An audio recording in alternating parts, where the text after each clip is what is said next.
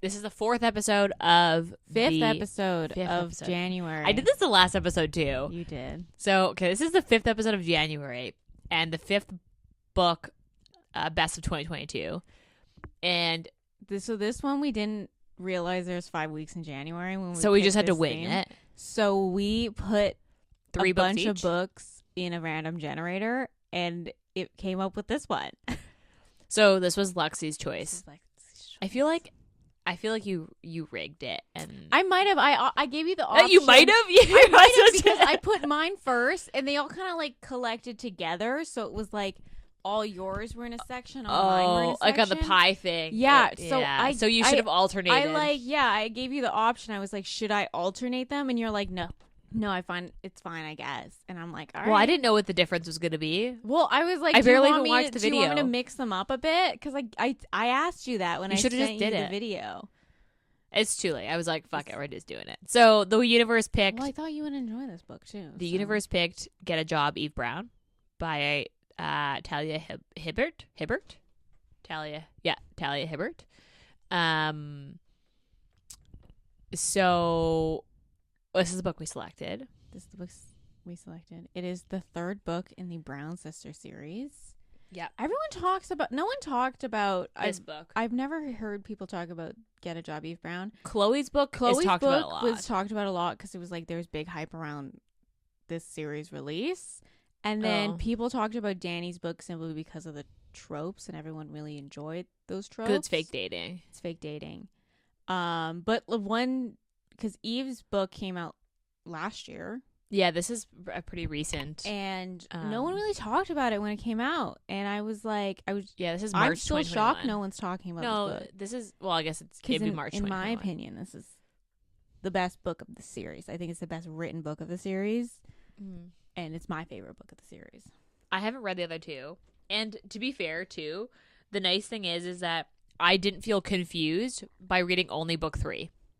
Like this is like you could still read this as a standalone, and you wouldn't have a problem. Do you know what I mean? Yeah. Like, yeah, you wouldn't have a problem. In I my think opinion. the only thing you'd be missing is just like the context of how how her sisters viewed Eve. And how Eve was before they basically gave her an ultimatum at the beginning of this. Yeah, which like you don't really get much of because if you start on this book, like it's just stuff that you don't need it. Like I enjoyed them just fine without that stuff. But yeah, this is Lexi's pick. This is like not a huge book, I don't think. No, it's like you have the book right here. I mean, you have the interior of the book. I think you should post a picture of this poor library book. So Ayesha's dog literally pulled I got this book from the library because I didn't have a copy and I couldn't get it on Kindle Unlimited. I owned it on my Kindle because she had like a sale of the last couple throughout the year. So either way, I got it from the library. I didn't think that it would be sacrificed. It was but it was. to a dog's little hezzy fit. So my dog ate it, and he literally ripped the entire, like, there's no cover. There's zero cover. You can't even open the book, the pages properly, because he's chewed so much of the corner of it that the pages are now, like, stuck together. I mean, hooked together. To be fair, you could fix that by just pulling them apart, but, like... To be fair, I did read the rest of the book via this damaged copy. So this is 375 pages. Yeah, that sounds about right. Not including the cover that it's now missing. The front page is also seen. The front page. The front 2 pages. It looks like the front page looks like, like. He obviously put his paw on that page to rip the cover off of it. And title page are missing the top left corner. Yeah. So they're not attached to the book at all. And then once you get to the dedication also by and the dedication, the Actuary of Eve Brown title page, it's seen better days. So I mean, I owe the library. They're not gonna take this back. Well, no, there's no cover on it. You're like gonna at be paying all for that book. So yeah, I owe the library money now because this book is not going home to the library. It's going to. The funny thing is, now that I think about, because I get quite a few books from the library. You get quite a few books from the library.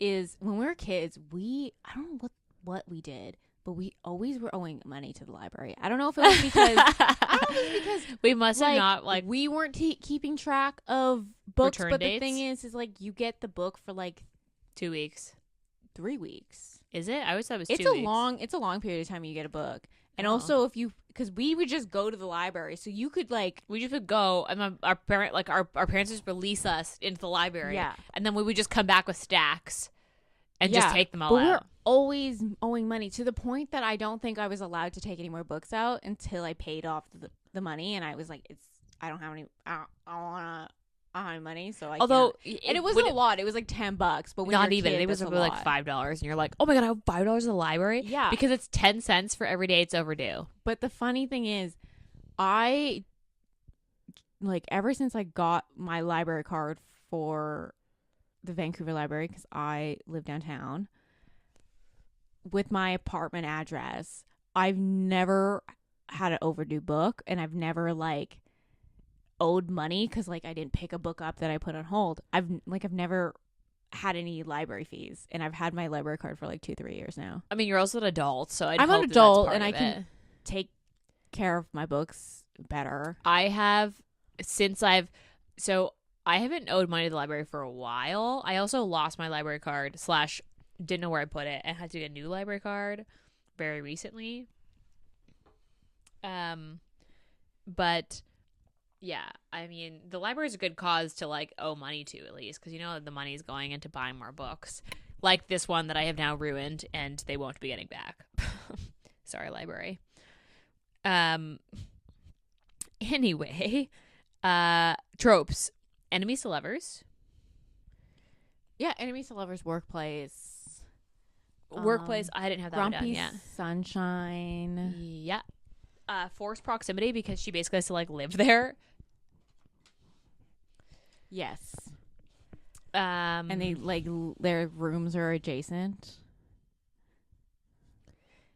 I also have mixed race couple, because that's actually not that common. Yeah. That's I think this might be one of the first romances that I can think of. I'm sure I've read a handful, but we read how many books have we in a year? I read 135 books. Yeah. A handful were mixed race. Yeah. So that should say something about how uncommon this is. What else? Neurodivergent hero and heroine. Small town. Yeah, that's I mean, they don't true. really call it a town. It's also they never really go into town. Well, Eve doesn't go into town, and also there are the only 2 employees at this place. I think it takes more than 2 people to run a business. I think or run a bed and breakfast. I also got the sense that she was setting this series up to then move into the series about the Montrose. Yeah, I'm actually quite excited to read about them. It'll be Tessa, Alex, and Eric. Yeah, that will get the next books. But you just called him Mont. Yeah. So I feel like that was set up in this book. I think that's it. That's all I have. Yeah. It's actually pretty tropey. Workplace romance, Grumpy Sunshine, Forced Proximity. All the books in the series are quite tropey. Yeah, that's true. I have heard that. There's no trigger warning that I can think of. No. Goodreads rating. This had really high ratings. So this has a 4.15, and this had almost 70,000 ratings. That's a lot. It was also commercially. There was a lot of hype for this. This was commercially published, so it's obviously in every bookstore. It's also and it was marketed commercially, probably. It's also funny because Get a Life, Chloe Brown, the first book, which I've heard a ton about, has a 3.84 rating. So it has a lower rating, but then it's also got 150,000 ratings. So it's got double the amount of ratings. I liked Get a Life, Chloe Brown, but I definitely think from reading the first, I've read the entire bonus story. Series. The bonus story, all 3 of the sisters get a bonus chapter. there's a 3.5, so it's supposed to be after this. It looks like some sort of it says it's a wedding. Whose wedding?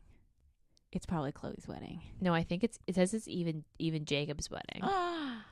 Even Jacob gets married. Oh my god. They probably have. Where do we find this bonus story? Probably on the website. Yeah. See, this is why Goodreads is the best, because otherwise I wouldn't have known that. Someone added that in. Obviously. So there's a 3.5. Doing we will God's have to work there. God's work. But yeah, this had a lot of ratings, which I was really surprised about. I didn't think it would have that many. Also, I will say, all these books have cartoon covers. That is true. They are appealing to people who don't necessarily pick up romance a lot. That means that they're also appealing to like bookstores to purchase and put in their store, because then they put them in the window. And I have a bone to pick with cartoon covers because they can be really misleading. Like, I think these ones are cute though. Yeah, they're cute, but like, did you think you were gonna get a dildo scene in this book? No. I mean, I've read her other books, so this is my first Talia Hibbert book, so I was like, I knew that she has a big catalog, and I do know that she writes like quite spicy scenes. I have heard that, but this cartoon cover was not indicative of a fucking dildo scene. But okay, let's be honest. It was also a nice surprise. A large dildo, like not like an average 6 to 8 inch. It was a 12-inch sparkly dildo that vibrated. It was like described as a very large dildo, and that's like, I don't know. I just think that's super misleading, because if you're someone who's like not necessarily into romance, or is like I have someone I used to know who, she actually read Window Shopping, and she was like put off by the butt scene. And she was like, and her bone was like, well, it's got like a cute cover. Like, I wasn't expecting there to be like explicit sex. And I was like, this is why cartoon covers, like, I don't know. Like, don't get me wrong, I love a good cartoon cover. I have some cartoon covers. Like, I like the Emily Henry ones. Like the Allie Hazelwood ones are really nice. I think most things are getting cartoon covers. So. But I was not walking in for a dildo scene with this cartoon cover, and I feel like that's kind of misleading for the general public. The dildo scene though, so 100%. It was a great scene, but it was super misleading for a cartoon cover, in my opinion. But I feel like that's a publisher thing. I mean, maybe as like, I have been reading romance for years, like 15 years. Maybe just under that, like 12 to 28. So cartoon covers, I'm a little old school, I guess, but I just feel like, I don't know. That's just my opinion. I'm sure everyone has different opinions, but I just found that very misleading, because it was a really cute cover, and I was not anticipating. I don't have beef with cartoon covers. I understand that people who only pick up books and don't look them up based on the cover. Like, I mean, I don't want to say I'm quite selective on what I read, because I will read absolute trash books. But okay. Like, I read Scream for Us, guys. Come on. That wasn't that bad. It was a novella. You gotta cut novella some slack. They can only do so much in 80 pages. I will, like, obviously read the back of the book. I also love reading, like, I do not read anything without reading a review, some form of review of it. I don't do that. I just fucking give her. And then I obviously look up the tags. Also, I don't do that either. I just give her. That's why sometimes I'm like, oh, this book was about this, and you're like, yeah. And I'm like, on it. Yeah, you know how many questions every time I suggest a book, it is like literally, she's like, she'll be like 3 pages in, and she'll be like, is this dual POV? Who's the love interest in this? What's going on? Like, what do you think is gonna go on? I'm like, can you just read the book? I like literally, if you suggest a book, I go into Goodreads and say want to read, and see if it's on Kindle Unlimited, or see where I can get it, and I just read it. Like, I don't even bother reading what it's about. But I have a bone to pick with cartoon covers. Not all cartoon covers, but I just think that personally they can be a little misleading. I don't have beef with cartoon covers, but I understand why people have beef with cartoon covers. I just feel like, as someone who's read romance my entire life, like, it's not something that you should be ashamed of. So, like, yeah, it's not something you should be ashamed of, but also it's like, I mean, like, some people don't like the like, look. It's just, it makes it, like, quote unquote digestible. No, and I just mean, feel like the do thing I have is, to like, as someone who appreciates the art of cover making, okay, fair. I'm not a huge fan of the ones with like photographs. I mean, on them, like actual like human bodies. To be fair, like not like cartoons, not like illustrated. Yeah. Like I'm not a super huge fan because one, sometimes they're inaccurate. Yeah. And other times you're just like, to be fair, it's not doesn't tell me anything about this book. I do understand that, like, when there's a cartoon cover, that means that sometimes authors will get more say on the cover because they're like commissioning the art. So whereas when it's like a like photograph, like think of like an old school historical, sometimes those are just done for the authors and they get no say, I guess. But you know what though, if I was an author, I'd fucking want a clinch cover. Like, give me those clinch covers, or like put a fucking cartoon cover on the front and give me a clinch cover like in the step back. Give me a step back. Bring back the step back. This is we're gonna petition start a petition to bring back the step back. We're gonna start a Kickstarter. Bring back the step back. But there are like a lot of books that are starting to add step backs. If we do a book box, we should fucking, in all the books that we have made, we should do a step back. That'd be sick. But like, because like the new releases of the, what do you have? It's like the one with the Cinderella retelling. Oh, Cinder. Yeah. The new releases have step backs. They have the one by Marissa Meyer, I want to say. Yeah, so they do a step backs. Those are nice step backs too. Yeah, those are fucking sick covers. They have step backs, so look for the step backs. So like, don't get me wrong, I don't hate cartoon covers. I just think that like as someone who like purchases books at used bookstores solely for the cover, I don't do that. I collect. I've been looking for the fucking original print of all the Bridgerton books because I want the fucking step back. Anyway, good luck with that. That's just you'll have to wait till the Netflix series dies out before you're gonna find those in used bookstores. I'm in particular looking for the Viscount Who Loved Me, but everyone's reading that because obviously the second season just came out.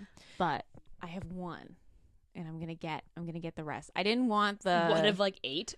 Well, I'm gonna first look for the ones that I enjoyed the most, which is I already own An Offer from a Gentleman.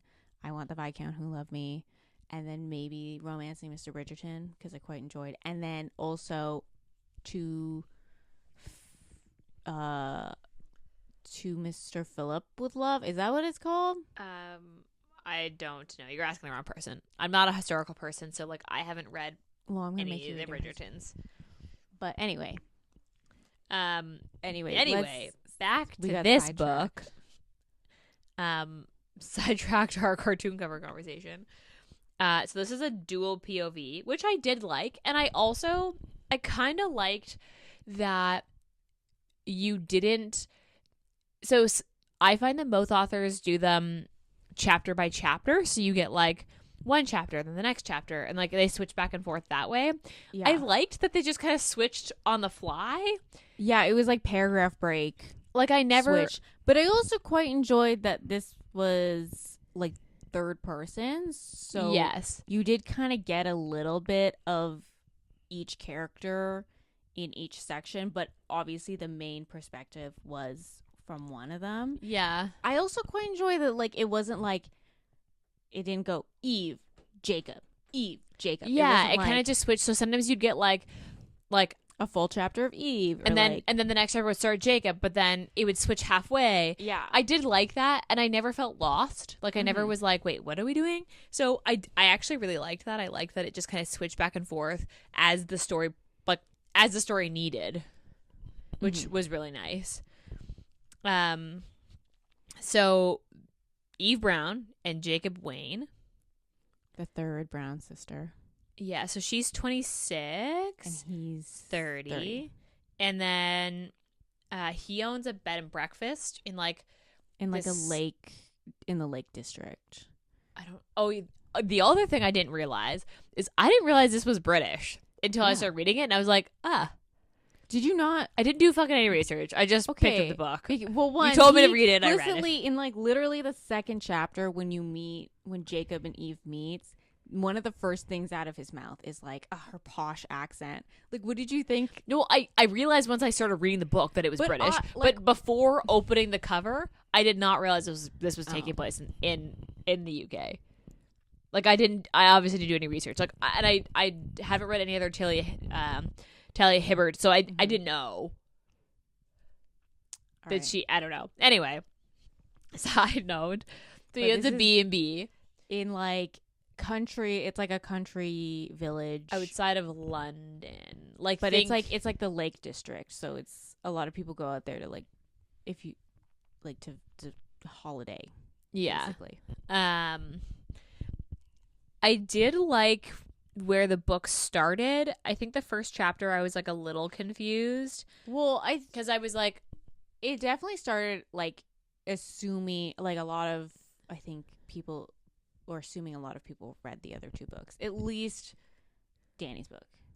I guess so, which I did not. So I was like a little confused in the first chapter, but like it picked up quick enough that like I wasn't that confused within like I think the only thing that would be confusing is just their dynamic and like where Eve is within the family, or like what Eve does. Kind of, yeah. Because like throughout the other two books, you kind of know that like Eve doesn't really have a set career, and like she kind of like every book she's always trying to do a different thing. Right. And like, I mean, I didn't know that, but like, I mean, that's partially just because like I haven't read the other books. So, I mean, I was a little confused, but then like it jumps into the story really quick. Like, I hate books where you spend like 3 or 4 chapters in the beginning and you haven't met the other love interest yet. Like, it's just one person, whereas they like meet instantly pretty much. Yeah, like the first chapter is only Eve, and then the second chapter you start off with Jacob, and I think it's like she doesn't come in until like halfway through that chapter. Yeah. But it's literally like second chapter they meet. I do want to say though, maybe people are more relaxed about this kind of thing in the UK, but if somebody hit me with their car, I don't think I would just be like, don't take me to the hospital. It's fine. She can stay here and work for me. Like, I did find that a little far-fetched, personally. No, who cares? Because, like, they were going to hire her to begin with. I think it didn't sound like she, like, tapped him. She fucking hit him. She hit him. He fully, like, full whacked body his head on the car behind her. Yeah, like she fucking hit him and he like bounced off her car into another car and then dropped to the ground. Like, it didn't sound like minor. It sounded pretty intense. Yeah, I mean, they kind of needed her there. That was I think that was the thing. I think if obviously they didn't need her to be there and worked for them and weren't going to offer her a job, and it was just some random she was still just some random. Okay, she technically was still some random, but I think, like, obviously you, like, put in a report to the police being like... I don't think they even did that. No, they did nothing. They didn't even put in insurance. Well, her car was not... It was just, like, a dent in the back where his body hit. Like, I just... Yeah, because then she was like, please don't be a dog. Please don't be a dog. And I was like, it's a person. What? Yeah, but and that was the only thing. And because at first I read that, I thought that was so funny, and he was like, think it was that funny. I thought it was so funny that he was like, you would rather hit a person than hit a dog, and she's like, yeah, but animals are all nice and innocent, and people are like it's like a mixed bag with people. Because so it took me like the first quarter before I could even before I really got into the book. Like, I didn't get into the book until the pond scene when she fell in the pond. I got into the book when they started bantering in their like. Well, obviously I like was going to pick this book up because I was reading the series, but when they started bantering in that interview. The banter was really good, but yeah, it took me a little while to like get into the book because like, yeah, like she hit it with her car, and then she just like, okay, I guess I'll just like stay here because I feel bad. No, well, and I'm Mont is like, can you just like watch the desk as I take him to the hospital? And she's like, I mean, like, I guess, yes, because like obviously it's my fault. It's her fault, and it's the least she could do at this point. Yeah, I was just like a little confused by that. We also skipped reading the back of the book. Do we want to backtrack and do it? Okay, let me just pull this up here. I would read the physical copy, but it doesn't have a cover anymore, so... Dog has eaten. Oh, this is a long back of the book. Okay. Eve Brown is a certified hot mess. No matter how hard she strives to do right, her life always goes horribly wrong. So she's trying to give up, but when her personal brand of chaos ruins an expensive wedding, someone had to liberate those poor doves. Her parents draw the line. It's time for Eve to grow up and prove herself, even though she's not entirely sure how. Jacob Wayne is in control, always. The bed and breakfast owner's on a mission to dominate the hospitality industry, and he expects nothing less than perfection. So when a purple-haired tornado of a woman turns up out of the blue to interview for his open chef position, he tells her the brutal truth. Not a chance in hell. Then she hits him with her car. Supposedly by accident. Yeah, right. Now his arm is broken, his B&B is understaffed, and the dangerously unpredictable Eve is fluttering around trying to help. Before long, she's infiltrated his work, his kitchen, and his spare bedroom. Jacob hates everything about it. Or rather, he should. Sunny, chaotic Eve is his natural-born nemesis. The longer these two spend in close quarters, the more their animosity turns into something else. Like Eve, the heat between them is impossible to ignore, and it's melting Jacob's frosty exterior. I mean, that's pretty accurate. It's pretty accurate. That is very long. So if I did pick this up in a bookstore, I don't know if I'd read the entire thing, to be completely honest with you. That is really long. I mean, it's accurate, but it's just really long. It doesn't give too much away, though, which I think is good. But yeah, she does hit him with her car. She does hit him. And like, when I wouldn't anticipate how bad she actually hit him by reading this, I would be like, okay, so like a little bum. No, she fucking smoked him. She smoked him. His glasses broke. He had a concussion, and his wrist was broken. Like, yeah, she really got him.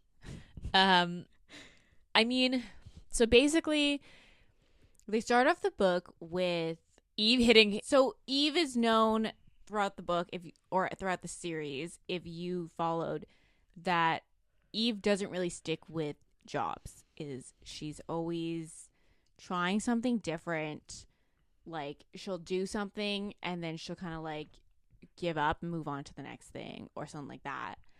And it's a really big contrast between both other sisters, Danny and Chloe, because Chloe has like her own graphic design company and Danny is like getting her doctorate and teaches. And so it's like a really stark contrast between the two. But the one thing you do know from the other books is Eve loves to cook. Like, she does a lot of Chloe's cooking. And then she'll just like bake. She loves baking. So that's one thing you do learn. But basically at the beginning of the book is her parents basically give her an ultimatum and say, like, basically cutting her off and giving her an ultimatum. Yeah. Like, you have to stick with a career because, like, you can't be mooching off your trust fund. And because she wanted to be a wedding planner, and she did a wedding, and in her mind, it went horribly. So she decided that she doesn't want to do wedding planning anymore. Which is understandable. Like, I don't think she enjoyed doing that wedding. So her giving up being a wedding planner, in my mind, made sense. Because, like, that bride sounded like a total brat, bridezilla. And in her opinion, she didn't end that wedding very well. So, like, her parents being like, oh, but you were so good at it, is like... Yeah, I mean, yeah, they basically, like, They obviously like don't really understand her. Don't understand her, but also it's like she's 26. They also treat her like a child. They do treat her like a child, and that was one thing that Eve really had to discover on her own, I guess, is like how she wants to be treated going forward. Because it's like they have no faith in her to like, she not only find something she wants to do for the rest of her life, but like keep doing something that is like considered a career. Right. And so they basically like, they cut her off. They're like, we're cutting off your trust fund. You have to move out and you have to hold a job for a year, or you're not going to get your trust fund back. And then they also call her, I think the ultimatum was like, it's reasonable. It's like, okay, you need to keep a job for a year, which is like, that's reasonable. That's fine. What I think her parents went too far is calling her like a disappointment and like embarrassing. Yeah. Because it basically, to them, it looks bad on them that their kid can't keep a job. Right. Or can't keep with something. And that's where, I think that's Eve's biggest issue with it is, and that's why she runs out and she kind of like, she basically like runs away. Yeah. Kind of. I mean, she basically just like gets in her car and starts to drive and then ends up at Jacob's B&B. Yeah, because she wants to stop for food. Interviews for this chef position on a whim. Mm-hmm. Hits him with her car. Ends up having to stay. And then they kind of just like, they were going to offer her the job anyway. Because it was like reluctantly offer her the job because Jacob didn't like her, but his friend didn't like her because she showed up obviously in what she left the house in. So she was wearing like a t-shirt that had a saying on it. Like a t-shirt and jeans, like a graphic tee and some She jeans. was like wearing sparkly lip gloss. She has purple braids in her hair. And he was already like unprofessional. Oh, she doesn't have a CV printed out. How dare she come to a job interview with that? And he was already like super picky about who worked for his place. Like you get introduced with Jacob of him picking apart this guy he's interviewing for a chef position and being like, no, like not acceptable for him to work here. We're not picking him. Yeah, but then Eve just like hangs around and they kind of just like, first they're kind of like enemies. So he's doing interviews with his best friend Mont, who owns a bar down in town, and Mont basically is like, you have to hire her. We have no other options, and you've said no to everybody else. And she seems like she wants to do a trial, and I think that's like that's all we're gonna get at this point. So then they're going to offer her a job. She hits him with the car. Mont is like, you need to stay while I take him to the hospital. And then Mont is like, you know what? Can you just help him out while he's like out of commission? And she's like, I guess I can help him out for a little bit. Because while they're at the hospital, she gets a like job offer. Oh, yeah, for the party planning. For a party planning of some snobby rich friend. Because her brother gave the party planner the clap. That was a weird like that was fact. a weird Yeah, so she hangs around. They're like obviously enemies to begin with because Jacob doesn't want her there. She like Jacob's feels obligated to be there out of guilt, and then they kind of just like start to like create kind of a friendship because they communicate in ways that are very complimentary. Like, Jacob is really blunt and to the point, and she appreciates the bluntness. Because everyone kind of dances around her. And then also Jacob understands the quirk she has.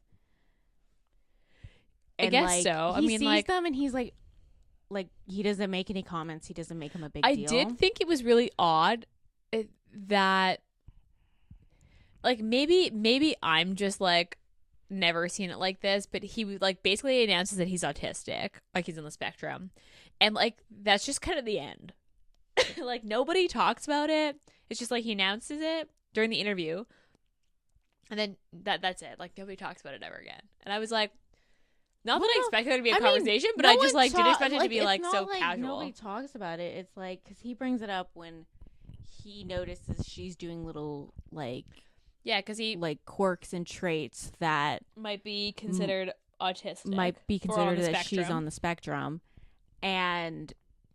But I mean, like, why should it be made a big deal? I guess so. I guess it's always a big deal in the books that I've read, or like it's something that like the main character hides because they're like they don't want like people to know, or they're like are a little bit weird about it.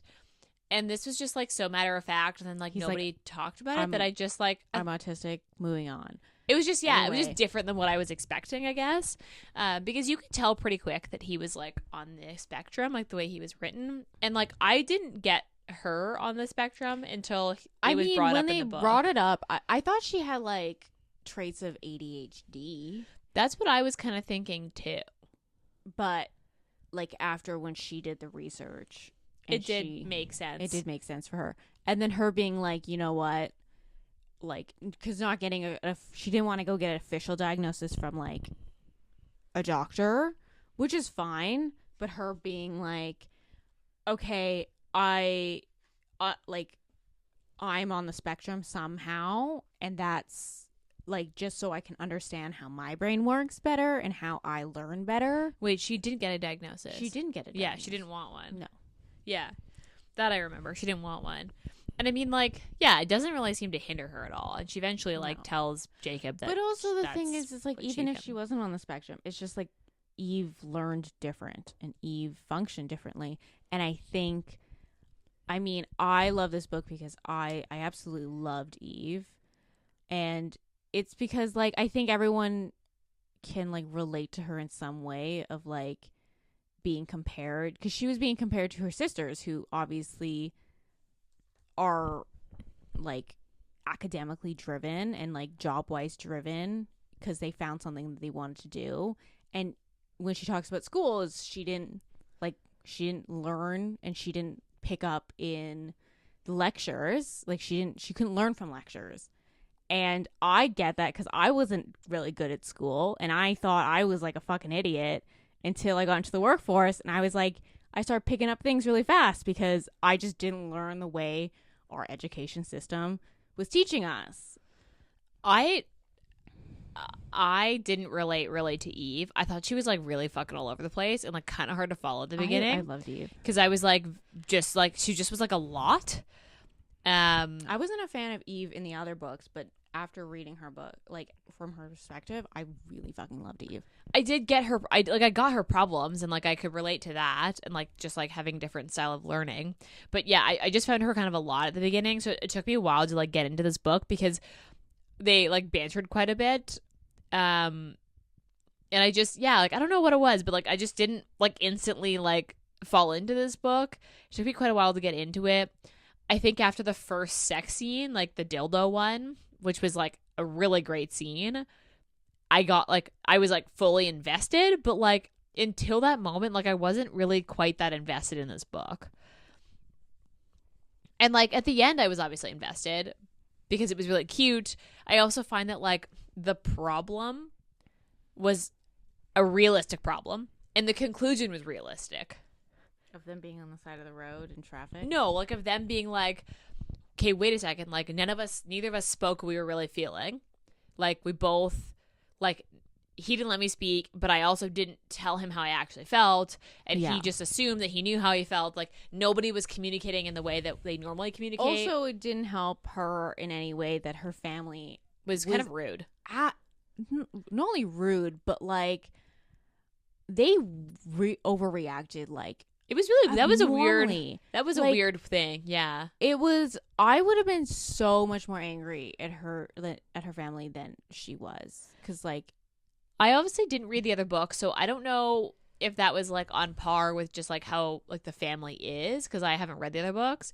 But it was pretty overdramatic and just like like really rude. Like they were kind of rude to Jacob, and I felt bad. Yeah, they were really rude to Jacob. Because like he was blunt, but he was like never like rude to anybody. Like, when they showed up, he was like, "Do you guys want anything?" Like he was like kind of like trying to be a host. Yeah, trying to be a host, and they were like sticking their nose up at him.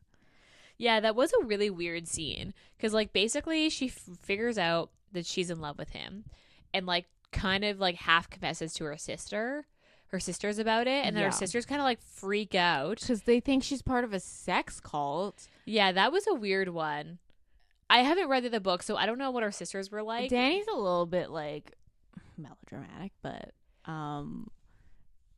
because they're a little bit like, obviously they're like ride or die, but I definitely like, I was like, they jumped to the sex cult like very fast, and I thought that was really like also a very outlandish idea. I was like, that was a little weird, and also it was kind of like, I didn't know they saw Eve in like, or had such, I don't want to say such little opinion of Eve, but like Eve's choices. What I did like about Eve is that she's a heroine that is very in tune with like her sexuality and like what she likes, that she doesn't like, and just like isn't ashamed to be like, yeah, I masturbate.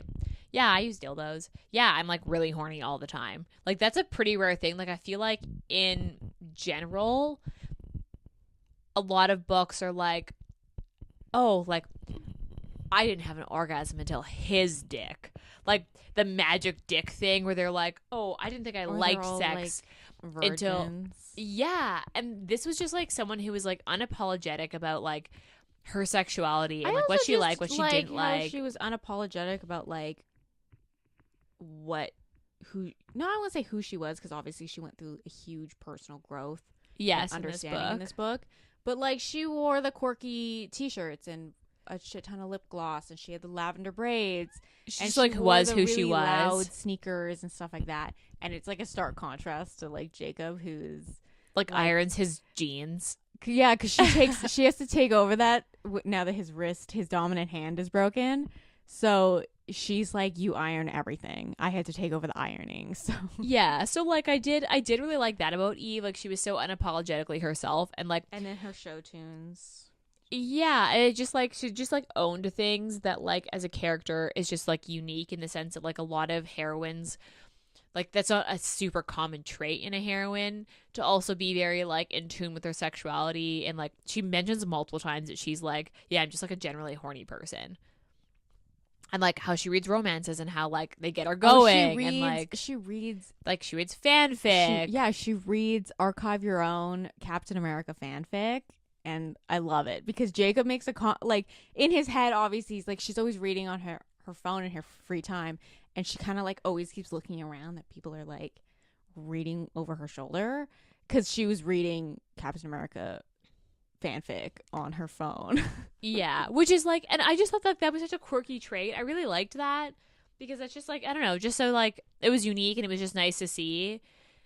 I also liked the condom scene. That was super good. That was so funny. She like comes in, and that like the whole scene was really good. It's in between her boobs. Yeah, and she like pulls it out, and she's like, and he's like, okay, we're doing it. Like that was just such a good scene because she like comes in and just like basically seduces him, and he's like kind of for it, he's but like, wait a minute, where'd you get the condom? And she's like, oh, they're in the bathroom at the bar. Yeah, and he was like, wait, Mont has a condom dispenser in his bathrooms, and she's like, are we gonna argue about how I got this condom, or are we gonna use it? Yeah, that was a really good scene actually. The sex scenes in this were really good, and they were like funny but like not too funny that they like you lost the moment. Like they were good. Yeah, I've heard that about this author though, that she writes really good scenes, so like I wasn't surprised by that. I do wish there was like one or two more. Like I do wish they got together a little sooner before the like conflict hit, so that you could see a little bit more of them as a couple.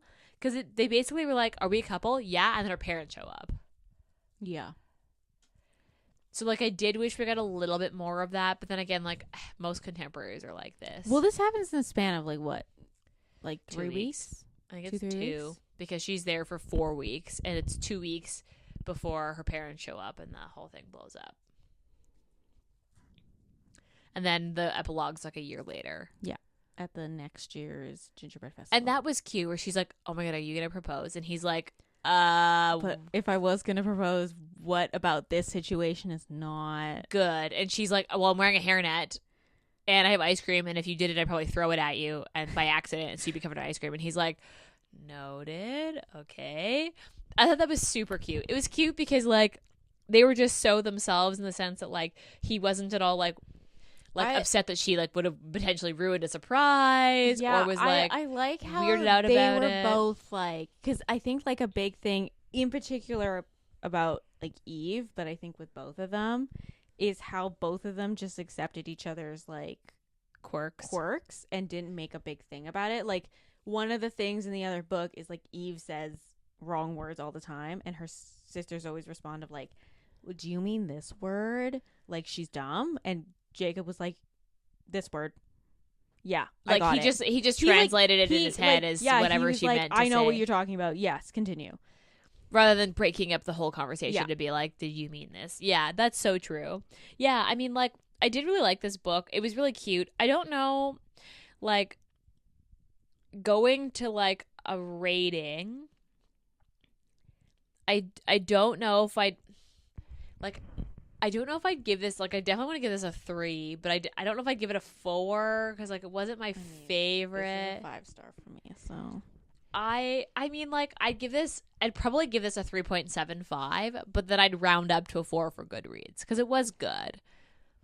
And I did like the two of them. I just like, I don't know, maybe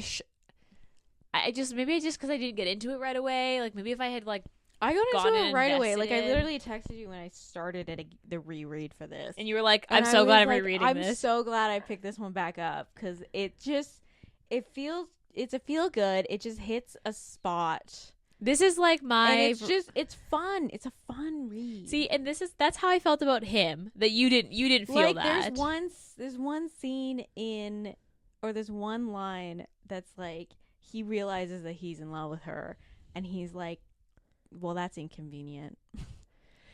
Yeah, that's true. I get why this is I laughed so loud when I read that. I was like, I was laughing out loud in this book. Come on, Ayesha. I don't know. Like, it wasn't my favorite. I do feel like you described this book to me like the way that I described him to you, where it's just like such a feel good. You finish the book and you're just like, I just feel fucking happy.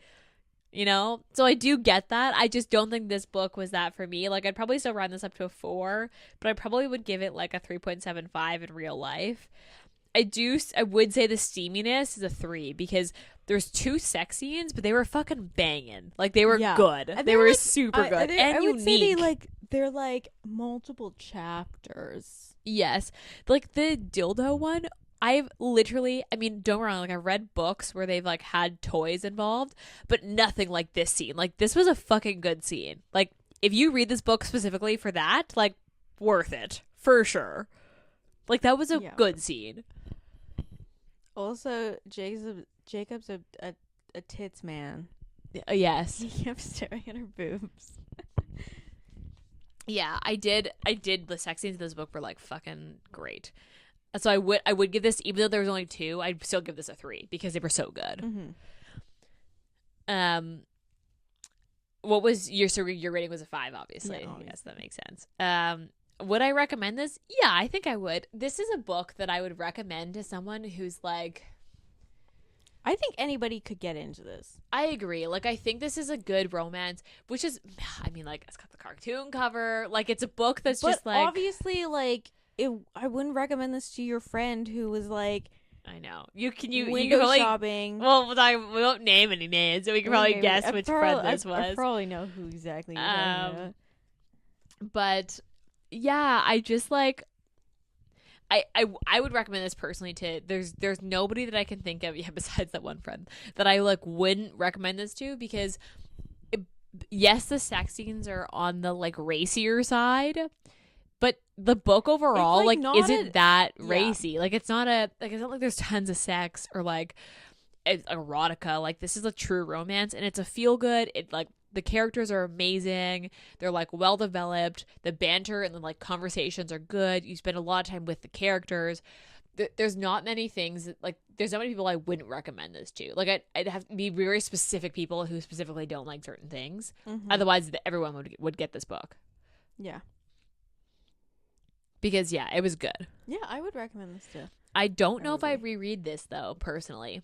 I'm so glad I read this book. I think it's my favorite out of the 3 books, because I think I gave Chloe's book a 4, and I would say Danny's book is like a 3.5.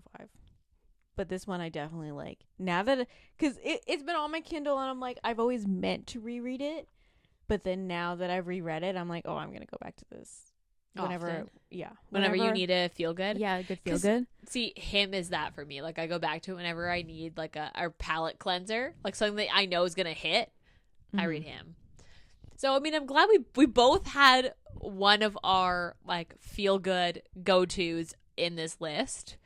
And then we had, God of Wrath, Wolfsong, and Book Lovers, which are like different, all very different books. Mm-hmm. We did try to pick like, this isn't like the top books, just to like, I know we probably said this in our first episode for this like theme. These aren't our like top 5 books. These are books that we both had a top 5, and then we looked at the top 5 and tried to diversify the books that we did. Yeah.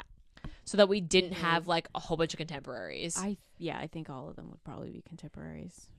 I don't think all of them, but it would have been like pretty majority, because this last year I was in a real contemporary mood and I read a lot of contemporaries this last year. Whereas like normally I'm a pretty big paranormal, but this last year, I don't know, I just read a lot of contemporaries. Or the contemporaries just like hit and the paranormals just didn't hit as much. Any last words on this book? I highly recommend the series, or just picking up any of her back catalog. I feel like we should read another Talia Hibbert. I feel like yeah. we should.